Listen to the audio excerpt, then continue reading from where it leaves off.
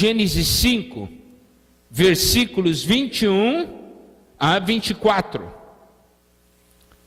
Enoque viveu 65 anos e gerou a Metusalém.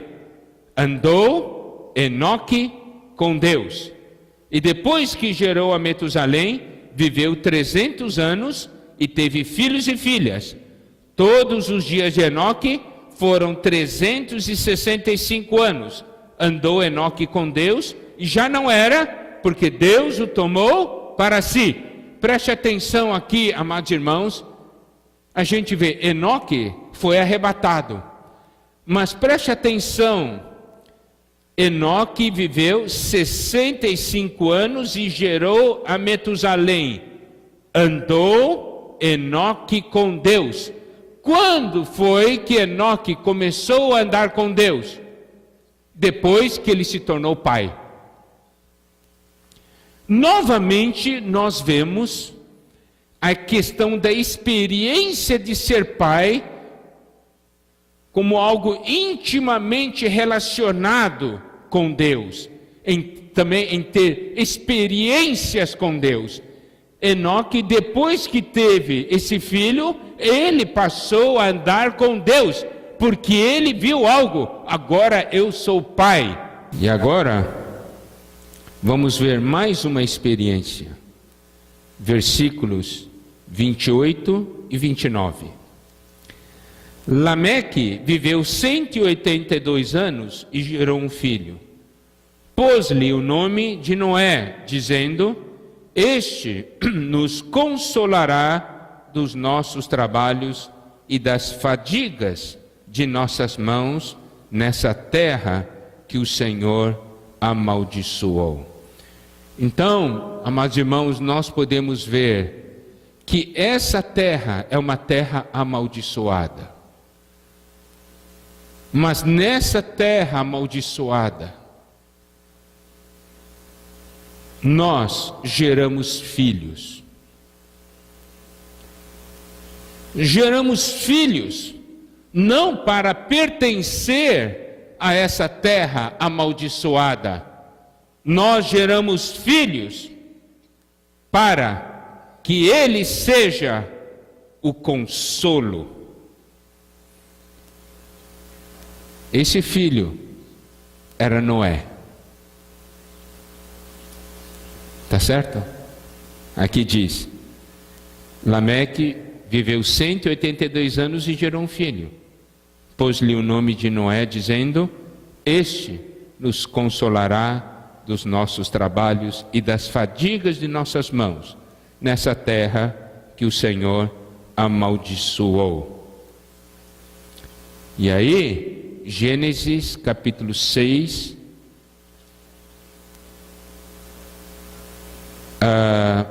versículo 5. Viu o Senhor que a maldade do homem se havia multiplicado na terra e que era continuamente mal todo o desígnio do seu coração. Por quê? Porque o homem, depois da queda, começou a gerar filhos segundo a sua própria imagem e semelhança. E no andar da carruagem, nesse processo, o que acontece? A maldade do homem se multiplica. E aqui diz: se havia multiplicado na terra e que era continuamente mal todo o desígnio do coração. Mas um pai consciente da sua função, um pai que percebe que precisa estar ligado com Deus, gera um Noé. Versículo 8. Porém Noé achou graça diante do Senhor. Irmãos, para que nós geramos filhos? Para quê?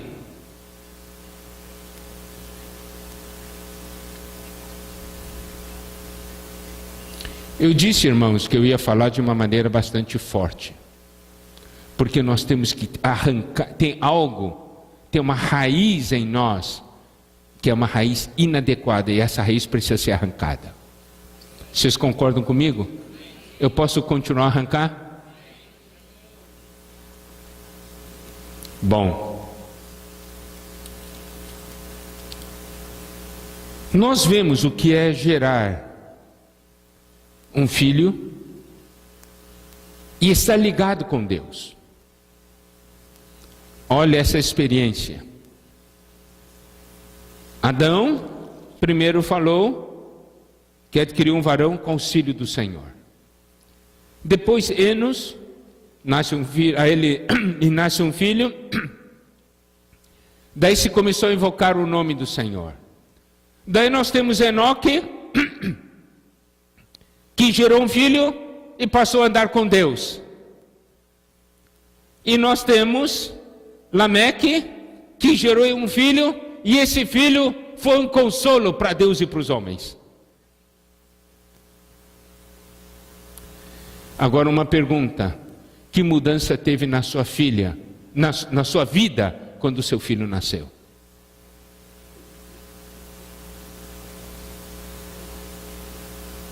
Qual é a mudança que a sua vida sofreu? Porque um filho nasceu, porque você se tornou pai.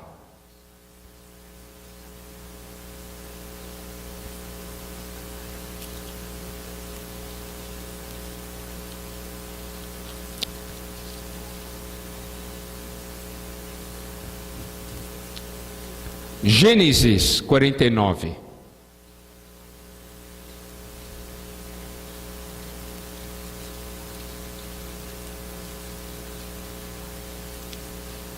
Nós sabemos, amados irmãos, que a Bíblia dá muito valor para o primogênito, não é? Não é assim? Dá muito valor para a primogenitura. E lá em Hebreus fala que nós somos a igreja dos primogênitos, não fala? Então, qual é o sentimento de um pai para com o primogênito?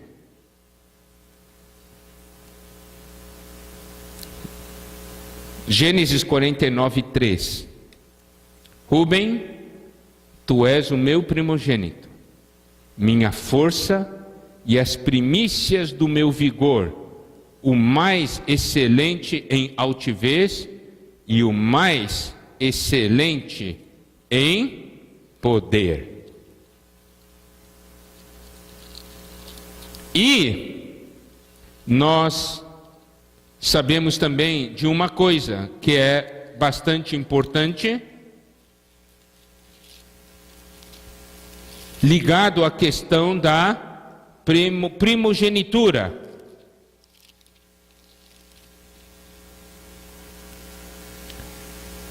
Números, capítulo 3, versículo 12. Números, capítulo 3, versículos 12 e 13, melhor. Vamos ler 12 e 13. Vamos ler juntos esse versículo? Vamos ler? Eis que tenho eu tomado os levitas do meio dos filhos de Israel, em lugar de todo o primogênito que abre a madre, entre os filhos de Israel, e os levitas serão meus, porque todo primogênito é meu. Desde o dia em que feri a todo primogênito na terra do Egito, consagrei para mim todo primogênito em Israel, desde o homem até ao animal, serão meus. Eu sou o Senhor. Preste atenção, primogênito é o primeiro filho. E sabe o que Deus diz? O primeiro filho é meu.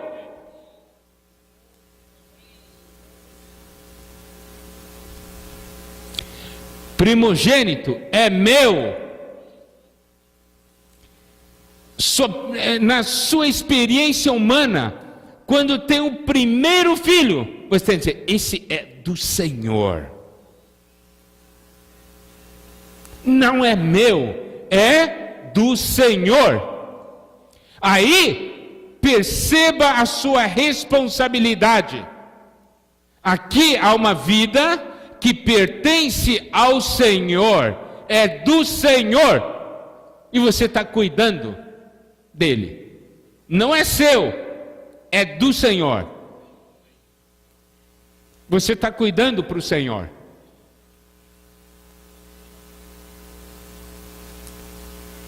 que entregar para o Senhor, porque é dele. O primeiro filho significa, na sua experiência, nasceu um filho, diz, é do Senhor. Os irmãos compreendem como é forte essa experiência? Significa o quê? Que na primeira experiência agora, como pai, isso é algo que marca. Salmo 127.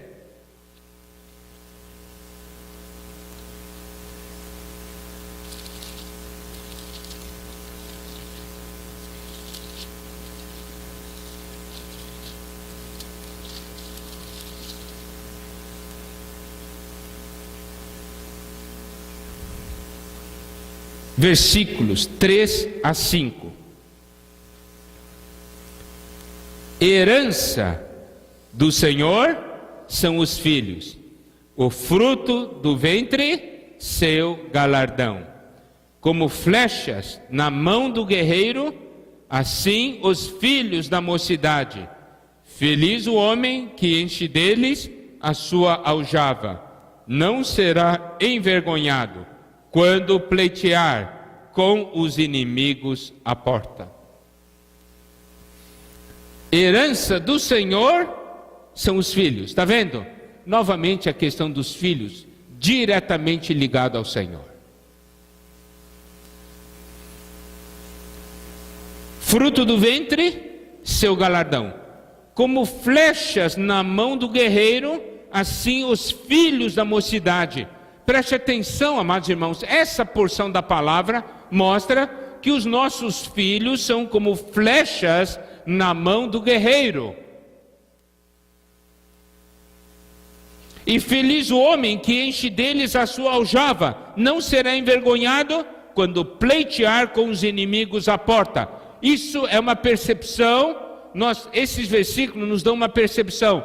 Os nossos filhos pertencem a Deus e fazem parte do exército de Deus. Eles são as armas que Deus vai usar contra o seu inimigo.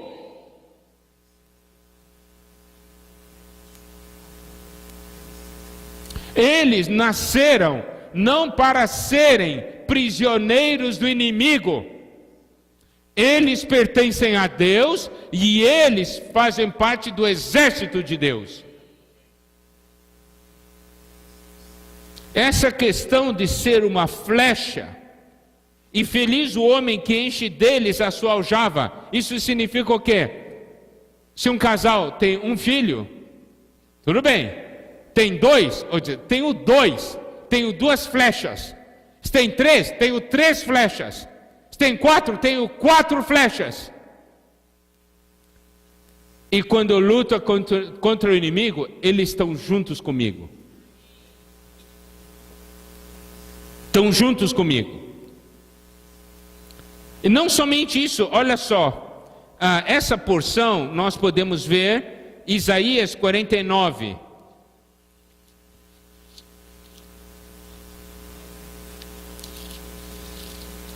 Isaías 49, versículos 1 a 3.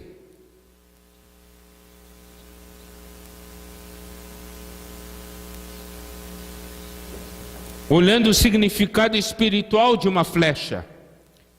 Vamos ler juntos? Isaías 49, versículos 1 a 3. Vamos lá. Ouvi-me, terras do mar, e vós, povos de longe, escutai. O Senhor me chamou desde o meu nascimento, desde o ventre de minha mãe, fez menção do meu nome. Fez a minha boca como uma espada aguda. Na sombra da sua mão me escondeu. Fez-me como uma flecha polida e me guardou na sua aljava e me disse: Tu és meu servo, és Israel, por quem hei de ser glorificado. Está aqui um servo do Senhor, ele diz: fez-me como uma flecha polida e me guardou na sua aljava.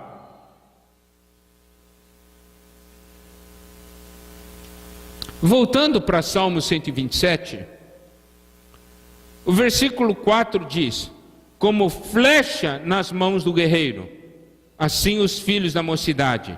Feliz o homem que enche deles a sua aljava. Então podemos ver, existem flechas na mão, significa que já serão usadas, e existem flechas na aljava, significa que um dia serão usados, mas já está guardado para ser usado. Então qual deve ser o nosso sentimento com respeito aos nossos filhos? É que eles se tornem flechas na mão do Senhor. E quem não estiver na mão do Senhor, que esteja na aljava do Senhor.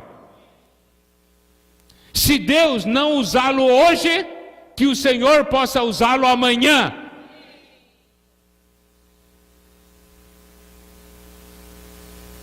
Sabe, irmãos, isso é ser pai. Qual é a sua expectativa para seu filho?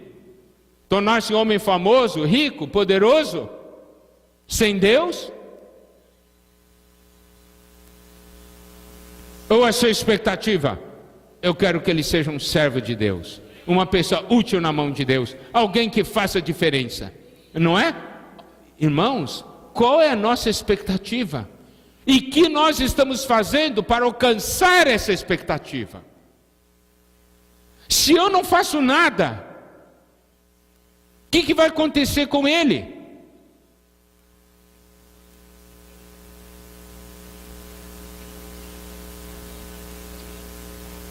Se eu não fizer nada, você sabe o que vai acontecer? Vamos dar uma olhada na Bíblia. Juízes, capítulo 2, versículo 10.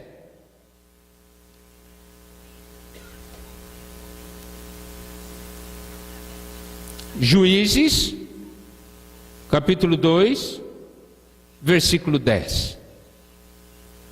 Eu vou agora mostrar, irmãos, se nós simplesmente geramos filhos e deixamos a coisa correr solta, o que vai acontecer? Vamos ler juntos? Vamos lá. Foi também congregada a seus pais toda aquela geração, e outra geração após ele se levantou, que não conhecia o Senhor, nem tampouco as obras que fizera a Israel. Sabe, amados irmãos, se nós não fizermos nada, deixamos a coisa correr solta, sabe o que vai acontecer? Vai surgir uma geração, primeiro, que não conhece o Senhor, nem tampouco as obras do Senhor. Olha, são duas coisas que os nossos filhos precisam conhecer: conhecer o Senhor e as obras do Senhor. Essas duas coisas, não é só conhecer o Senhor, tem que conhecer o Senhor e as obras do Senhor. Por quê? Porque ele precisa ver que esse Deus é vivo, é real, que esse Deus é fiel. Não é somente saber que Deus existe, ele consegue ver as obras de Deus. Isso quer dizer, é um Deus vivo.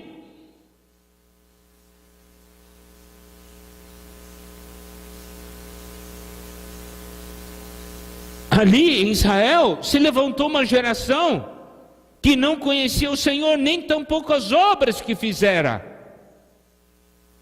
Não é uma situação triste? Agora, amados irmãos, qual é a situação dos nossos filhos? Nossos filhos conhecem o Senhor e as obras do Senhor?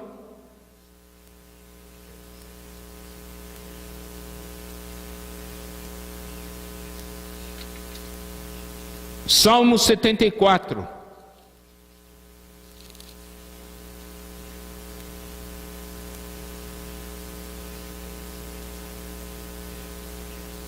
Versículos 4 a 9.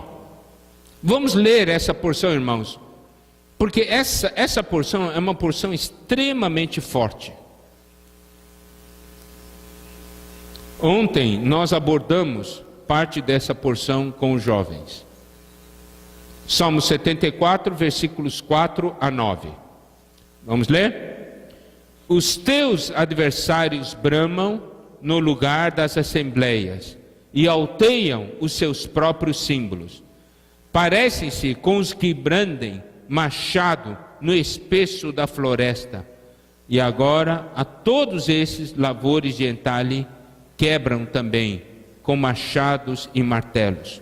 Deitam fogo ao teu santuário, profanam, arrasando até ao chão a morada do teu nome. Disseram no seu coração: acabemos com eles de uma vez. Queimaram todos os lugares santos de Deus na terra. Já não vemos os nossos símbolos, já não há profeta, nem entre nós quem saiba até quando. Amados irmãos, o inimigo hoje está fazendo uma obra terrível. Ele está entrando nos lugares santos, entrando nas famílias e estão destruindo o santuário do Senhor. Aqui diz, versículo 9: já não vemos os nossos símbolos. O versículo 4 diz: alteiam os seus próprios símbolos.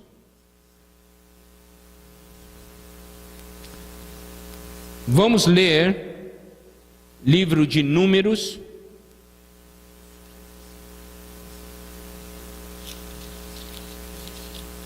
capítulo 2, versículo 2. Números, capítulo 2, versículo 2. Os filhos de Israel se acamparão junto ao seu estandarte, segundo as insígnias da casa de seus pais, ao redor, de frente para a tenda da congregação, se acamparão. Aqui mostra que o povo de Deus tem o seu estandarte e tem as suas insígnias, que são os seus símbolos. Nossos símbolos: a palavra, o Espírito, a fé, a justiça, a santidade, não é? Invocar o nome do Senhor, andar e viver no Espírito. Essa é a nossa marca. A questão agora é o seguinte: hoje, dentro das nossas casas, quais são os símbolos presentes? São os símbolos desse mundo? São os símbolos dos ídolos desse mundo? Ou os símbolos divinos? Ontem nós falamos para os jovens, dentro do livro de Números, capítulo 1, versículo 18, diz assim: e tendo ajuntado toda a congregação no primeiro dia do mês, segundo declararam a descendência deles. Isso quer dizer, eles conhecem a sua linhagem, eles sabem a que tribo pertencem, a que povo pertencem. Hoje, dentro da nossa casa, qual é o sentimento? Pertencemos a que povo? Qual o sentimento dos nossos filhos? Eles têm uma consciência disso? A que povo pertencem? A que tribo pertencem? Quais são os seus valores? Quais são os seus símbolos? Seus símbolos são Nike? Camiseta do Barcelona?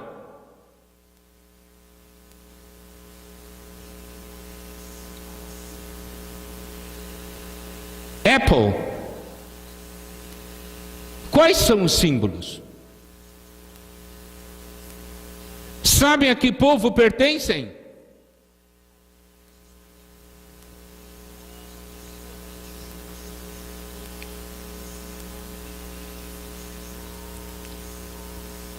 Aquele exército de Israel, eles sabiam: eu sou de tal tribo, eu conheço minha linhagem. Eles tinham consciência desse fato. Amados irmãos, se nós não formos despertados pelo Senhor, que geração nós vamos produzir?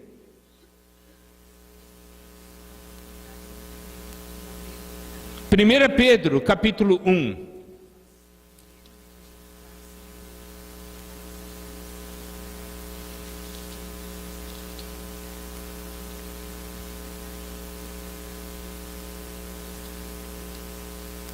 Versículos 17 a 19. Vamos ler juntos. 1 Pedro, capítulo 1, versículos 17 a 19. Ora, se invocais como Pai aquele que sem acepção de pessoas julga segundo as obras de cada um, portai-vos com temor durante o tempo da vossa peregrinação, sabendo que não foi mediante coisas corruptíveis, como prata ou ouro, que fostes resgatados do vosso fútil procedimento que vossos pais vos legaram, mas pelo precioso sangue, como de cordeiro, sem defeito e sem mácula, o sangue de Cristo. Aqui fala que o Senhor vai julgar segundo as obras de cada um, e que precisamos nos portar com temor durante o tempo da nossa peregrinação, sabendo isso, que não foi mediante coisas corruptíveis, como prata ou ouro, que fostes resgatados do vosso fútil procedimento, ou da vã maneira de vida que vossos pais vos legaram. Isso, irmãos, nós já falamos muitas vezes, até nas comunhões de casais, mas pelo precioso sangue. O que nós precisamos tocar nesse versículo, e tocar de uma maneira muito forte, é o seguinte: se você pergunta, por que o Senhor Jesus derramou o seu precioso sangue? O que você vai responder?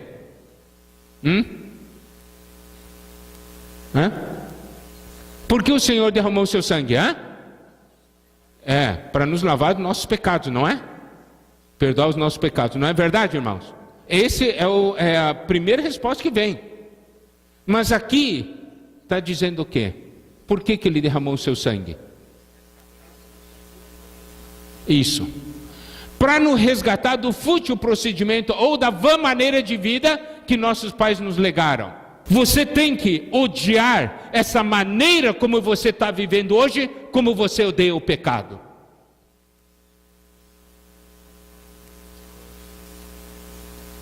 Porque essa vã maneira de vida vai produzir o quê? Uma geração que não conhece a Deus, nem as suas obras. O filho é seu? É do seu jeito ou do jeito de Deus?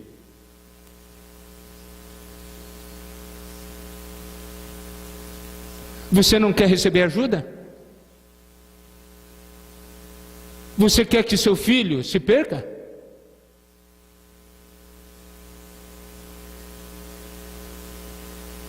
Irmãos, eu sempre falei para os irmãos na minha localidade: me ajudem a cuidar dos meus filhos. Se olhar algo errado, por favor, me diga. Vamos dar uma olhada em Deuteronômio 11.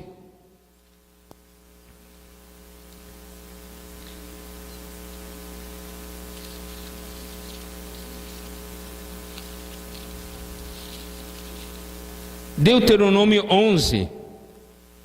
Eu vou ler para os irmãos. Eu quero que os irmãos acompanhem bem, por favor. Nós precisamos saber o que está no coração de Deus. Se nessa noite você quer saber o que está no coração de Deus, abra seu coração e toque o que está escrito aqui. Você quer bênção na sua casa? Você quer salvar seu filho?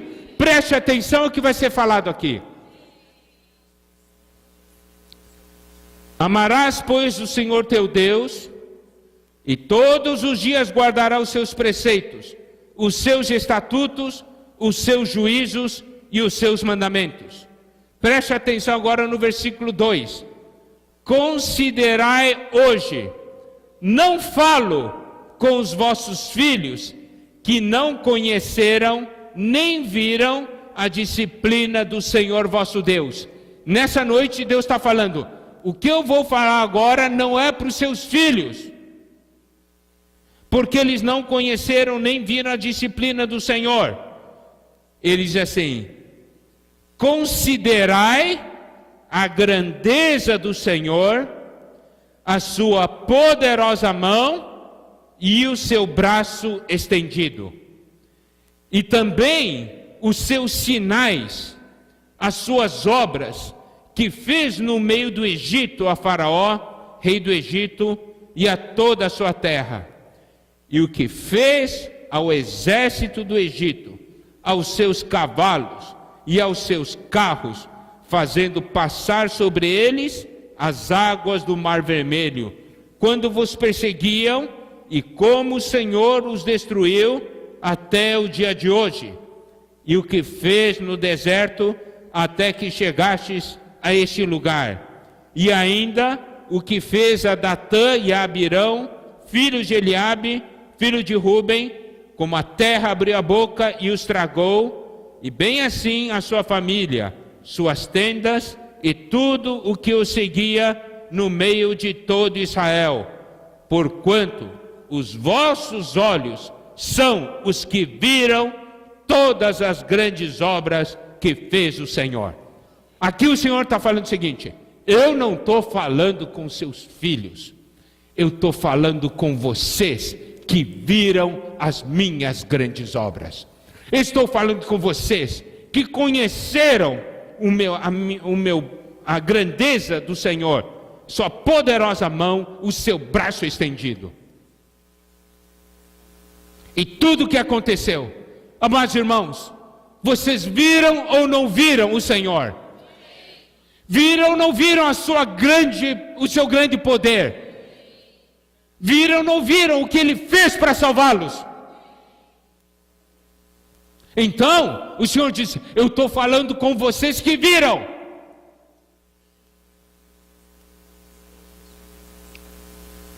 Eu não estou falando com seus filhos. Eles ainda não viram.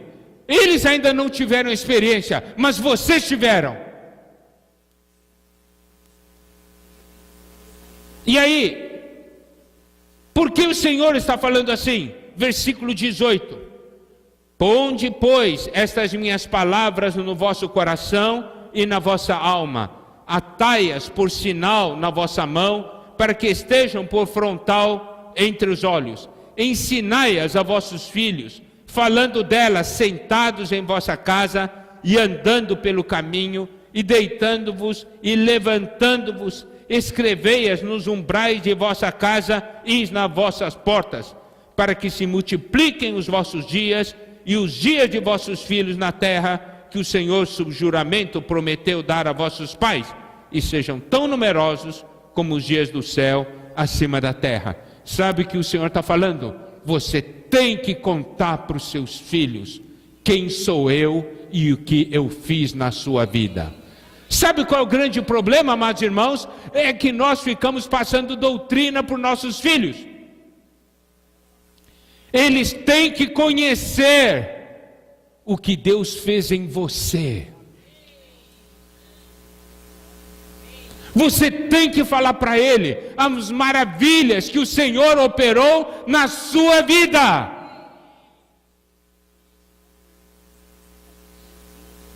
Ele tem que conhecer a história do seu povo. Tem que conhecer o Senhor e as obras do Senhor.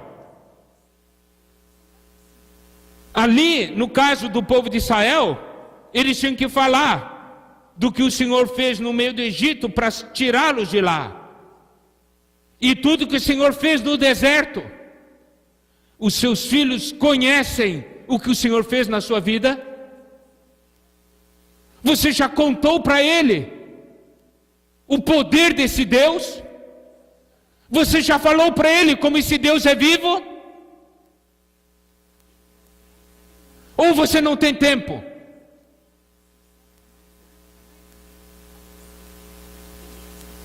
Se nós não falamos, eles se tornarão uma geração que não conhece a Deus e nem as obras que fez.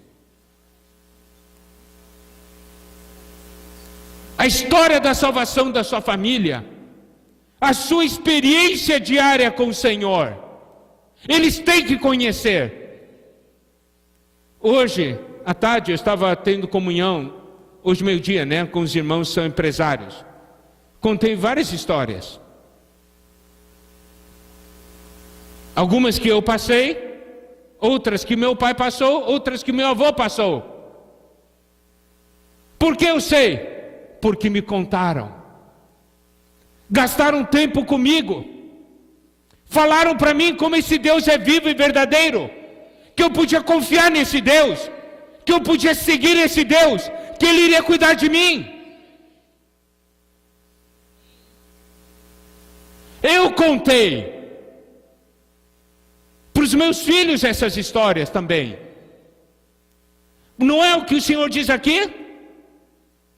Ensinai a vossos filhos, falando delas, sentado, andando, dormindo, levantando, tendo oportunidade, fala o que Deus fez na sua vida, o que Deus tem feito na sua família. Ou não, só teve uma experiência e não teve mais. Não é possível.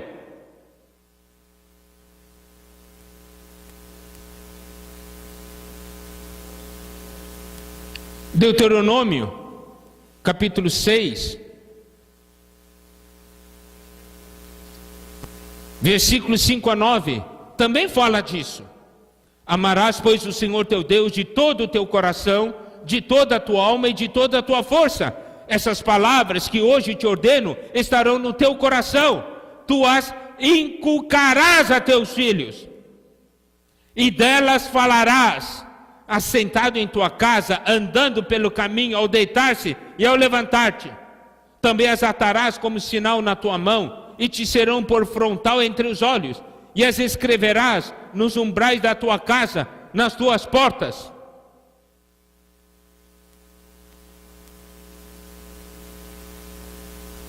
Deuteronômio capítulo 4, versículo 9.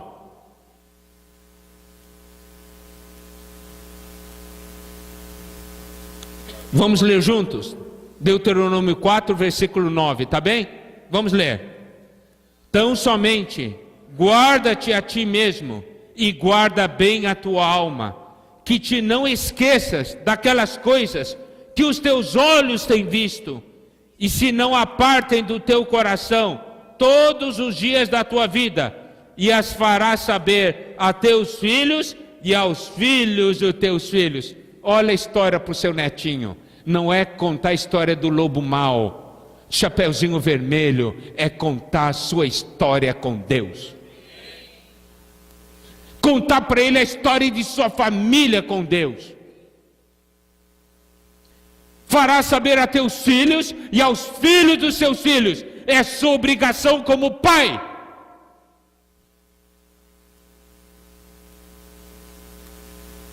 Muitas vezes os filhos deixam o Senhor porque não conhecem um Deus vivo. Por que não conhecem? Porque não teve experiência na família. A família passou por experiência, mas não se fala a eles. Se Deus não é vivo em mim, se eu não mostro para o meu filho que Deus é vivo na minha vida, você acha que ele vai seguir esse Deus?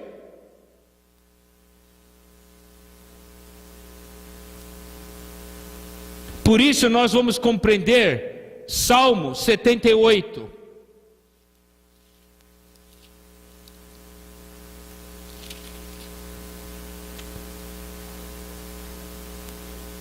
A partir do versículo 3.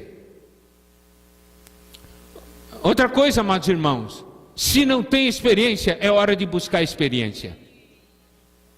A crise é uma boa oportunidade de ter experiência. É verdade. É a grande oportunidade de ter experiência. E você vai contar para o seu filho a grande crise que um dia você passou. E como Deus cuidou de você. E aí no dia que ele entrar numa crise, ele vai saber, esse Deus vai cuidar de mim. Porque esse Deus é vivo. Olha só, eu vou ler para os irmãos, Salmo 78 a partir do versículo 3. O que ouvimos e aprendemos, o que nos contaram nossos pais, não o encobriremos a seus filhos. Contaremos à vindoura geração os louvores do Senhor e o seu poder e as maravilhas que fez. E ele estabeleceu um testemunho em Jacó e instituiu uma lei em Israel e ordenou a nossos pais que os transmitissem a seus filhos. Amados irmãos, é sua responsabilidade transmitir a seus filhos. Não é responsabilidade do serviço de crianças. Se você quer que seu filho sobreviva espiritualmente só com o serviço de crianças, você pode estar condenando ele à morte. Eu não estou dizendo que ele será, você pode. O que ele precisa é ouvir da sua boca. É ouvir da sua boca. Aqui ordenou a nossos pais que os transmitissem a seus filhos. Pais, vocês têm que transmitir a seus filhos. Não são os outros irmãos, são vocês, pais. Essa é a incumbência que Deus deu. A fim de que a nova geração os conhecesse. Filhos que ainda hão de nascer se levantassem e por sua vez os referissem aos seus descendentes. Isso significa de geração em geração. A sua experiência será a força do seu neto. Viva intensamente o Senhor. Viva intensamente a vida da igreja, para que a sua experiência seja a salvação de seu filho e de seus netos. E você tem que transmitir. Você vai transmitir a seu filho, e ao filho de seu filho, e o seu filho vai transmitir para o neto, para o seu neto vai transmitir para o neto dele. Daí quando perguntarem um dia para ele, quem você é? Ele vai falar a linhagem dele. Ele vai dizer, eu pertenço a um povo diferente. Amados irmãos, isso tem que ser feito por todos nós. Nossos filhos precisam saber que pertence a um povo diferente, que pertence ao povo de Deus.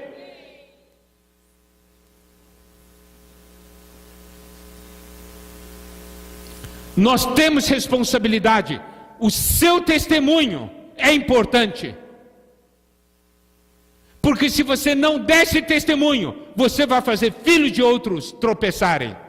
Porque quando os outros irmãos começarem a falar de Deus e falar, nós somos diferentes, eles vão dizer, mas aquela família lá, eles não são assim. Você vai ser a desculpa que Satanás vai levantar para fazê-los tropeçar. Você quer isso? Siga a palavra de Deus.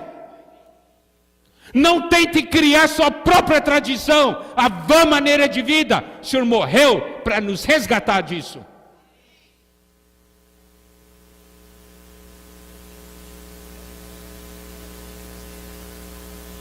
A fim de que a nova geração os conhecesse, filhos que ainda hão de nascer, se levantassem por sua vez, os referissem aos seus descendentes, para que pusessem em Deus a sua confiança, e não se esquecessem dos feitos de Deus, mas lhe observassem os mandamentos.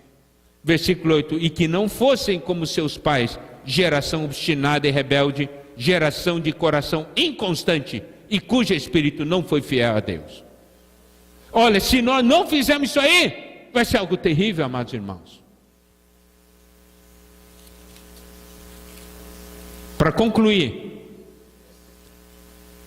eu quero ler 2 versículos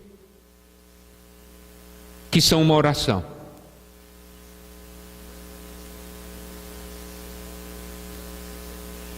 Eu posso dizer, deve ser a oração dos pais.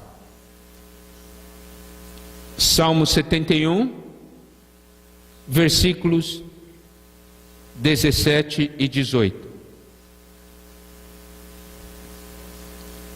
Eu gostaria que todos os irmãos se pusessem em pé para ler esse versículo. Porque esse aqui é um pedido para Deus. Se nessa noite Deus falou com você, transforme isso em oração. Vamos ler juntos. Tu me tens ensinado, ó Deus, desde a minha mocidade, e até agora tenho anunciado as tuas maravilhas.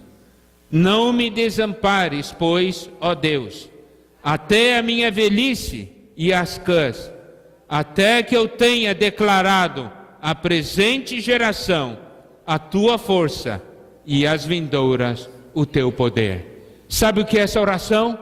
Essa oração é de Senhor, preserva a minha vida, até que eu tenha transmitido a esta geração quem tu és e os seus poderosos feitos, e também a geração vindoura o teu poder. Senhor, não me leve antes de eu completar a minha missão de pai.